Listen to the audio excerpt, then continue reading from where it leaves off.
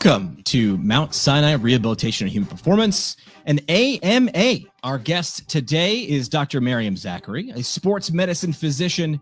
She works with me here at the Mount Sinai Hospital in the Division of Rehabilitation and Human Performance. Most recently, she worked directly with the United States Olympic fencing team. That team alized their way to a gold and bronze medal in Tokyo this year. Let's bring Mariam into the studio. Dr. Zakhary, welcome to the show. Hey, Jimmy, what's going on? Thanks for taking some time out to talk with us and answer some of those burning questions. First, we want to congratulate you on the great work helping USA Fencing navigate preparing for an Olympic Games during a pandemic. You got them safely through training and to the games, and the team performed so well. They medaled gold and bronze. So kudos to you and all that was involved. How does that make you feel? Proud, extremely proud, relieved. It was really touch and go for a while with just the qualifiers, getting them there, COVID. You know, you have your injuries that we see all the time in sports medicine, plus now COVID exposure, and how does that affect the athlete and their training? So getting them on a plane, I felt like I won a medal then. Just sending them off to Tokyo. So amazing. The small victories.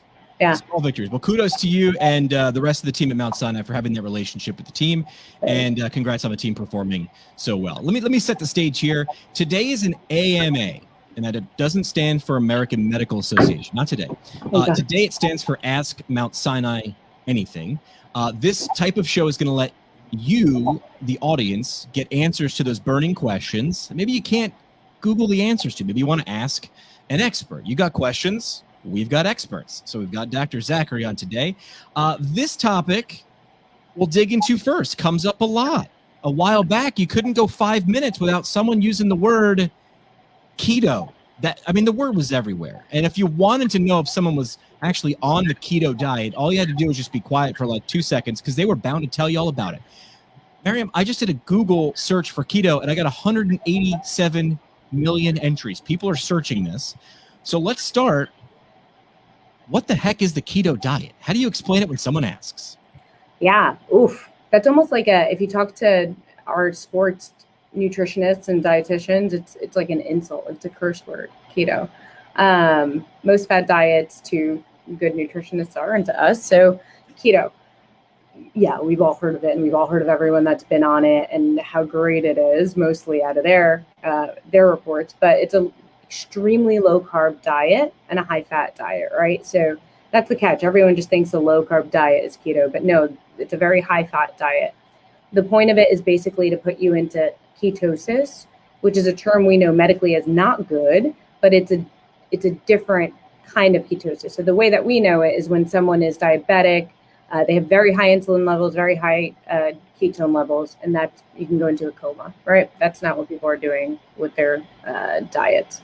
So basically cutting out carbs, increasing their fat to push the body into ketosis and push it to use fat as its main energy source, right? To burn that fat that we have stored. Sounds fantastic, right? We all want to do it. We all want to burn that fat, get that summer bod. But it doesn't necessarily work in our favor. Why? So ketosis actually breaks muscle down for us to get those ketones into our system. And in fact, on a keto diet, one myth is, you're having a lot of protein because you're having, your salmon in the morning with your avocado and an egg and all these good fats. But when protein is too high in our body, it actually converts into glucose. And then you spike your insulin and you're no longer in ketosis. So defeats the purpose of the keto diet. And it's just not, there's other ways we can get into ketosis without the keto diet, and that's exercise.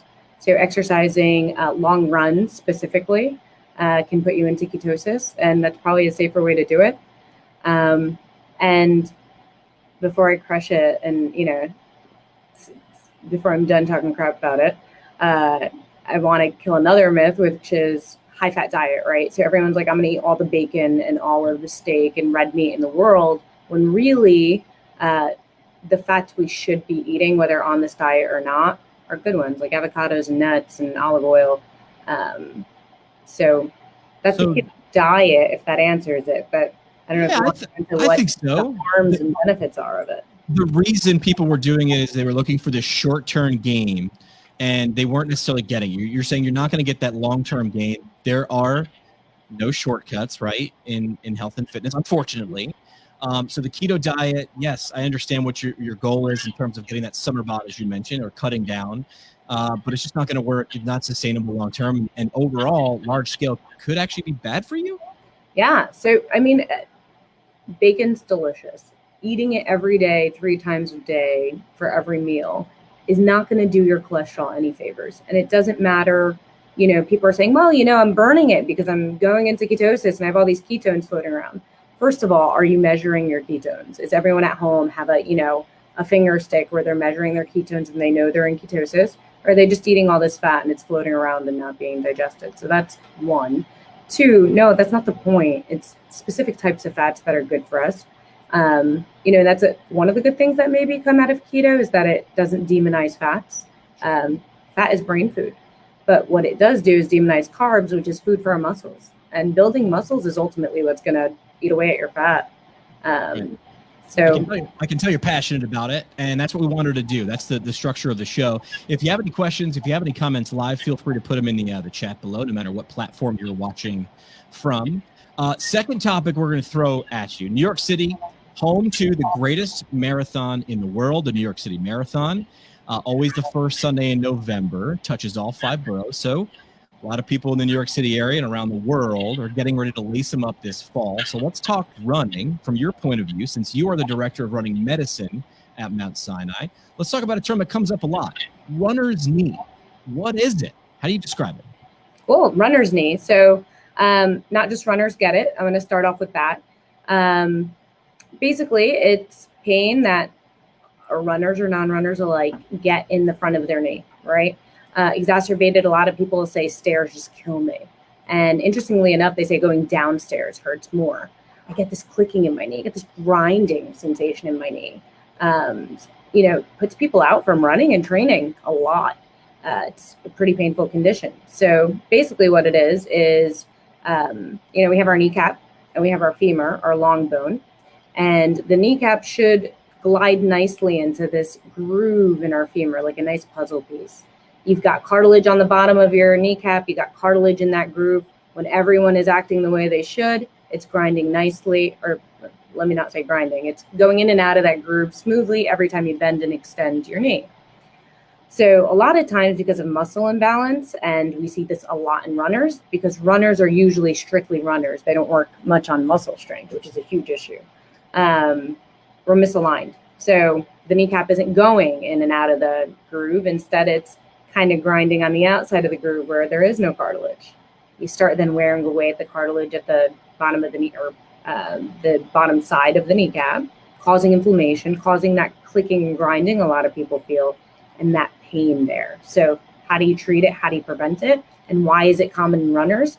It's common in runners because running, if doing it correctly, is a single-legged sport, right? So you're always on one leg. And there are very, very specific muscles in our glutes, our hips, and our thighs that stabilize us while we're on one leg, right? How often are we really on one leg throughout our day? Never. When you're walking, you're not. When you're standing, you're not. So these muscles kind of fall asleep. No one pays attention to them. In our runners that are on those one legs, that's why they feel this more than other people, this runner's knee. It's because those muscles aren't firing. They're not lining up the kneecap and it's grinding outside. So we got to work on those muscles. And I would say 99% of the runners I see here and do running analysis on, that glute med muscle, everyone look it up and work on it. It's important for all of us. It's a huge stabilizer. Thank you for coming to my TED Talk. But it's weak and we get pelvic drops, which have to do with our knees, and we're all biomechanically connected foot up. So. And I think people can kind of also get stuck in a cycle, which is they run, they get pain in their knee, they're told to, or they think, or they do a Google search, which is stop running for a while, rest it. They feel better, they start again, it happens again because they haven't addressed the problem that actually caused the runner's knee in the start. Absolutely, that's exactly what happens. I remember when I was in residency and I ended up with runner's knee, severe pain in my knee. And I thought it was the end of the road. This is it. Put me in a wheelchair and put me into a nursing home. I had people pushing me around in a rolly chair at the VA. That was my irritation. That bad. Maybe I'm just a bit dramatic. No one really comes in telling me they ever did that.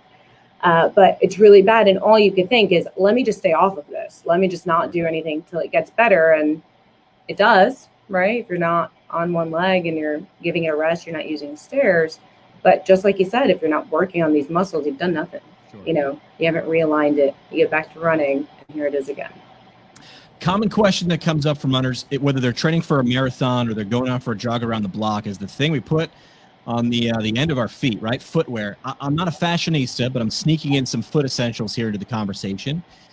Where do you start when someone comes to you and you're doing a running analysis? And when they ask, how do I pick a shoe that works for me? Where do you typically tell them to start looking?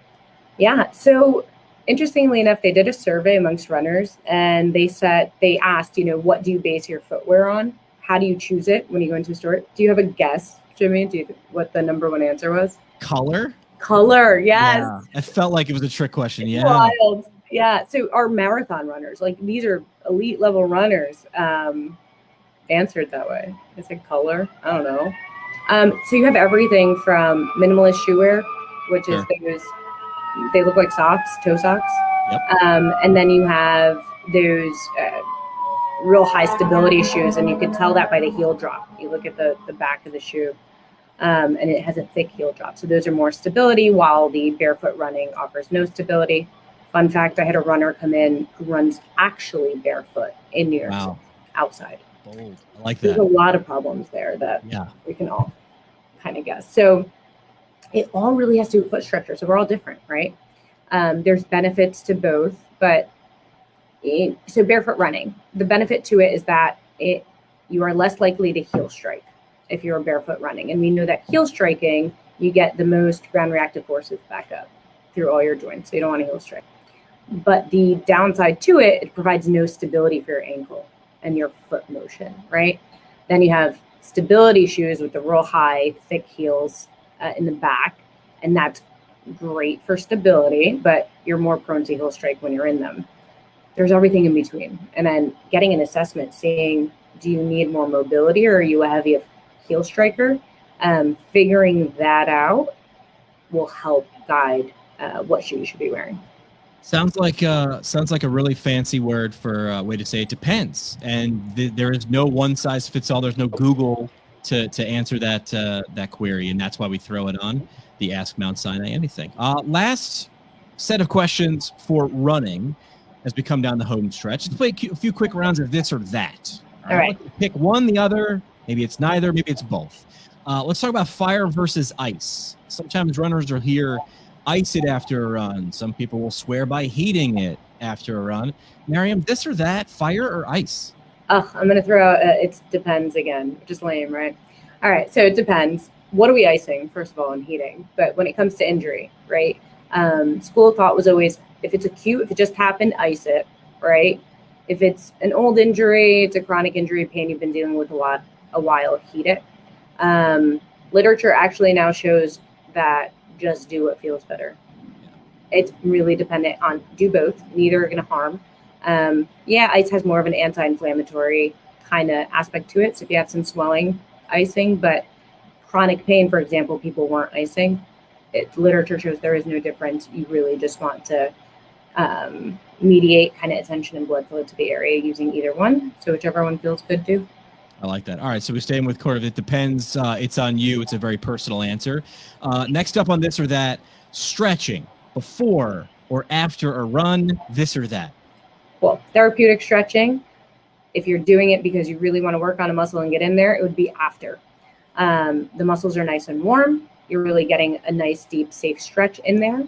But according to one of the studies with FIFA, before doesn't harm you. So if you stretch before running, there is no increase in injury risk. However, if you static stretch before lifting, there is an increased risk of injury. So no static stretching before loading any weight. Running, they just found when they surveyed some of the FIFA athletes that they felt better doing it beforehand. There was no increase or decrease in injury risk. Okay, well, I was going to throw you a curveball on this or that, which static or dynamic stretching, but I think you already kind of tipped your hand on that in terms of dynamic. Yeah. So dynamic stretching definitely prior to lifting. No static stretching prior to lifting. You want to keep that tension in the muscle to protect your joints. We did a lot of static stretching in 5th grade with Mr. Coates and his gym class, but we're not doing that anymore. It's more dynamic, more movement to get those muscles going on. Third and final topic today. We're going to talk about something that we talked about at the top of the show, which is fencing. U.S. Olympic Game. The Olympic Games ended with the United States picking up 2 medals in fencing. Mount Sinai had a great relationship with the team. You were part of the sports medicine program that helped develop protocols to keep them safe and healthy while training. And from possible to get them to Tokyo, where they picked up those 2 medals, gold and bronze. First off, congrats. Let's get to the fencing questions. What's it like working with world-class fencers? How's that different than working with somebody like me who's like kind of a weekend warrior? So different and the same. I think we are really privileged at USA Fencing. These athletes are freaking awesome, just as people too. They're so motivated. I feel like definitely if you tell them you need to rehab 5 days a week, to get to Tokyo, I have a better chance of them doing it than asking you to do that so that you're able to go for your weekend run. So definitely the level of motivation is unbelievable. And it motivates us to work harder for them too. When you see that, they are, I guess maybe, I hope we all expect that everyone is a good person, but it wasn't expected how humble these guys and girls are, how kind they are to one another. And it's an individual sport mainly, but then seeing them interact with one another when they're doing team events, when they're cheering one another on, they have that spirit of unity too, that team spirit that we all remember from like our high school teams or whatever that we miss when we watch team sports.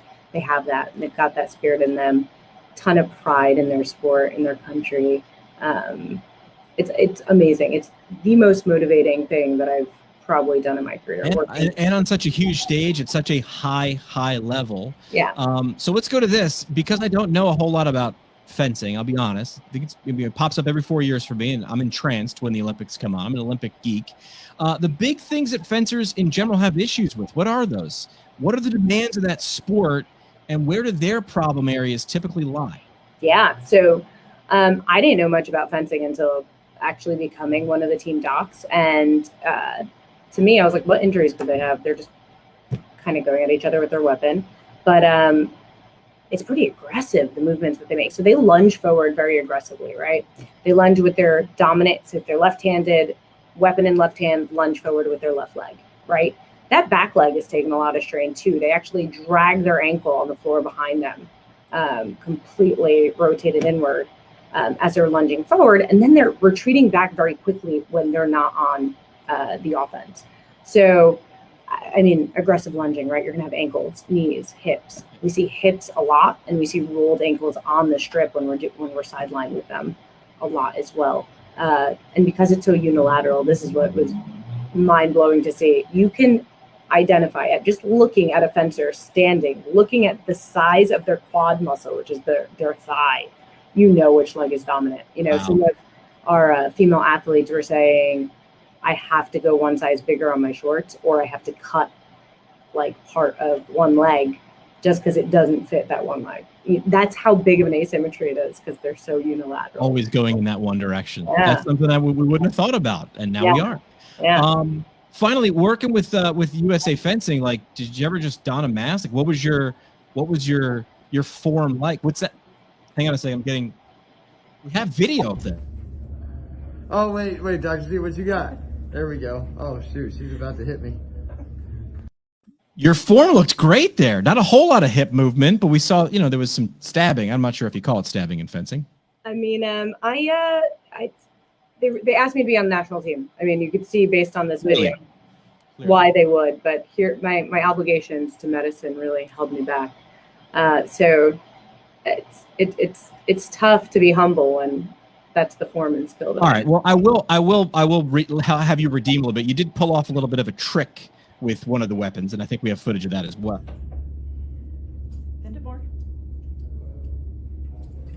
Hey!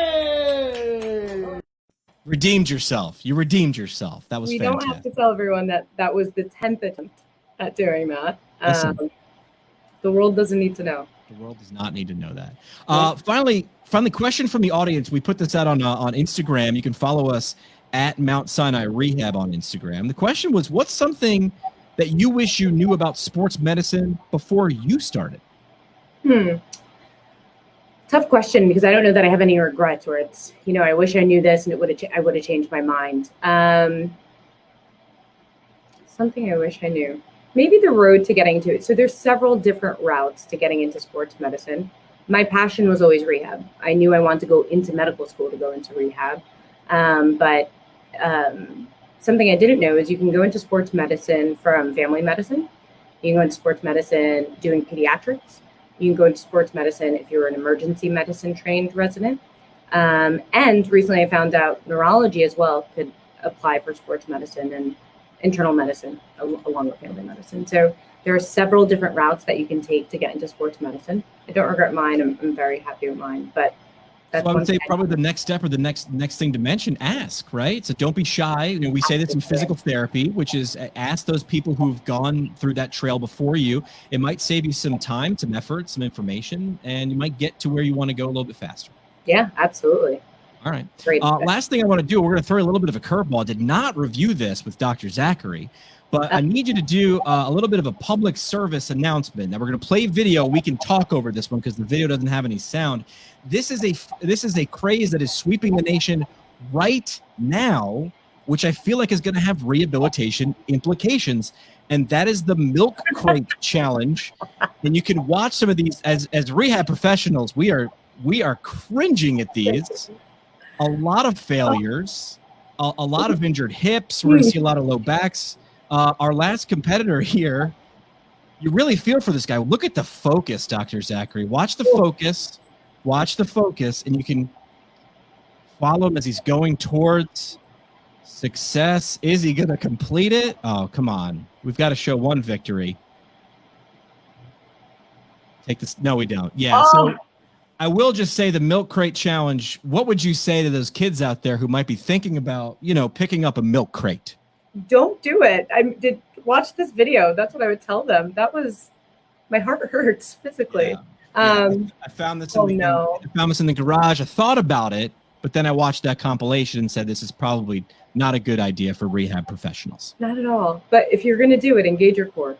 There you go. If you're going to do it responsibly. Our first edition of AMA Ask Mount Sinai Anything. Dr. Zakhary, appreciate you coming by and helping us kick this thing off. We're excited to have you back. Would love to hear from the audience about what topics you would like. So feel free to share with us online at all of our social handles. Thanks so much. Awesome. Thanks, Jimmy.